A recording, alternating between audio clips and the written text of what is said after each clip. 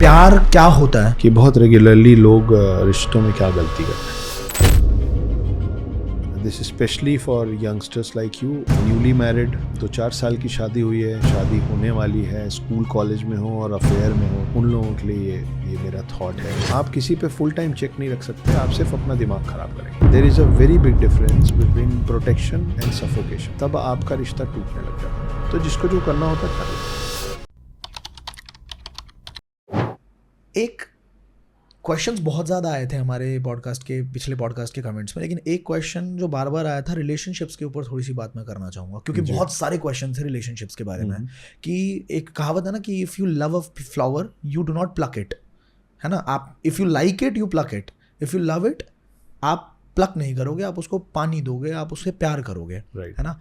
तो रिलेशनशिप्स में कुछ स्क्रिप्चर्स की भी बात बताइए कि पहले के ज़माने में क्या ऐसे त्याग और समर्पण के क्या एग्जाम्पल्स हैं जो प्यार क्या होता है उसको अच्छे तरीके से डिस्क्राइब करते हैं कि वाकई में प्यार क्या होता है. देखिए, एंशिएंट स्क्रिप्चर्स की कहानियों में जाने से पहले आप लोगों के एज ग्रुप के हिसाब से मैं 2-3 चीज़ें आप लोगों को समझाना चाह रहा हूँ जो मुझे मेरे आसपास आजकल दिखता है कि बहुत रेगुलरली लोग रिश्तों में क्या गलती कर रहे हैं.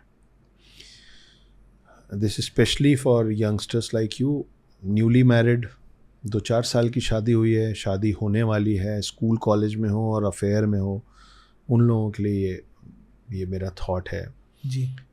आपको और मुझे ये समझना पड़ेगा आशुतोष कि जिसको जो करना होता है ना, अगर चीटिंग करनी होगी ना, तो चीटिंग करने के लिए, रिश्तों में बोल रहा हूँ मैं, है ना, स्पेशली गर्ल बॉय की बात कर रहा हूँ, हालांकि हम रिश्तों में बाकी सारे रिश्तों पे भी बात करेंगे. हाँ. आपको और मुझे ये समझना पड़ेगा कि जिसको चीटिंग करनी होती है ना वो कर ही लेता है.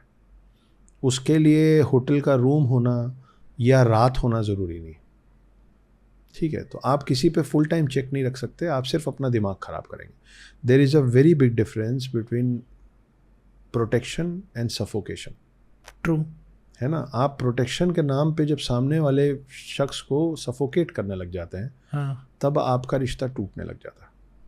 There is a very big difference between concern and control. Wow. ये जो होता है ना कि मुझे चिंता हो रही है, कहाँ हो तुम, फ़ोन क्यों नहीं उठा रही थी, हाँ. वो एक लेवल तक कंसर्न होता है. उसके बाद वो कंसर्न आपके दिमाग में, और ख़ास करके आप जिससे सवाल पूछ रहे हो उसके दिमाग में वो कंट्रोल की शक्ल लेने लग जाता है कि मुझे उसको सब बताना पड़ेगा क्योंकि वो गुस्सा हो जाता है या हो जाती है ना. तो वो फिर आप कंसर्न शो नहीं कर रहे हो कि अरे 10 बज गया तो तुम घर क्यों नहीं पहुंची. सही बात है. वो आपके बराबर है, उसने आपको चुना है, तो उसको मालूम है वो क्या कर रही है ना. तुम इससे क्यों मिल रही हो, तुम इसके साथ क्यों हो, ये जो सवाल होता है ना, फलाने से दूर रहो, ये कंसर्न नहीं होता है, फिर ये कंट्रोल हो जाता है. समझ रहे हो आप. तो there is a difference between protection and suffocation. आप प्रोटेक्शन, आप सोचिए कि मैं आपको अभी हग करूं तो आपको अच्छा लगेगा, पर मैं हग करके आपको दोनों तरफ से जकड़ने लग जाऊं जकड़ दूं तो आपको सफोकेशन होने लग जाएगा. करेक्ट. है ना. करेक्ट. तो वही जो हग और जकड़ने का जो फ़र्क है ना, वही फ़र्क होना चाहिए प्रोटेक्शन में और सफोकेशन. आप प्रोटेक्शन के नाम पे किसी को सफोकेट करेंगे तो आपसे दूर हो जाएगा. फिर अगली बार जब आप जेन्युइनली भी हक करने आएंगे ना तो बोलेगा भाई दूर से रह ले भाई, मेरे को सफोकेशन नहीं चाहिए. और वही फ़र्क है कंसर्न और कंट्रोल में, कि आप कंसर्न का लबादा उड़ा के, आप कंसर्न का मास्क पहना के सामने वाले को कंट्रोल करने की कोशिश. तुम ये मत खाया करो, मुझे पसंद नहीं है. अरे तुमको पसंद नहीं तो तुम मत खाओ. हाँ, इसका उल्टा क्यों नहीं कर लेते हो फिर. अगर आप ये सोचिए, मान लीजिए कि मैं नॉनवेज खाता हूँ फॉर एग्जाम्पल, और आप मेरे छोटे भाई. अब ये किसी भी रिश्ते पे लागू हो सकता है, ठीक है. यहाँ से जो मैं बोल रहा हूँ, आप हैं जो वेज खाते हैं, ठीक है, मुझे नॉनवेज खाना पसंद है, या आपको ड्रिंक करना पसंद है और मुझे ड्रिंक नहीं पसंद है, ठीक है. मैं आपको बोल रहा हूँ यार तू ड्रिंक मत किया कर, मुझे नहीं पसंद. अगर आप इसका उल्टा करने लग जाए, तो अगर आप बोलने लगे कि यार तू भैया आप ड्रिंक किया कीजिए क्योंकि मुझे पसंद है,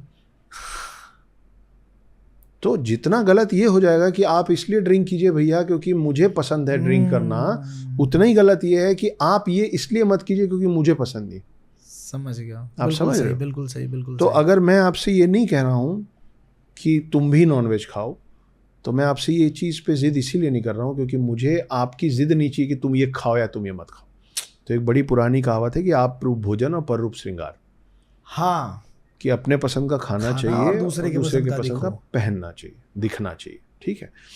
तो आपका आचरण किसके प्रति क्या है उस पर फिर भी सामने वाला बोल सकता है कि मुझसे ये व्यवहार मत किया करो, मुझे पसंद नहीं, क्योंकि उस व्यवहार में वो इन्वॉल्व हो गया करेक्ट है ना। अगर मैं दोस्ती यारी में आके जब आपसे मिलता हूँ पीठ में जोर से मार देता हूँ, वो तो फिर मेरे साथ एक कहानी हुई है, इस पर मैं बताऊंगा। ठीक है।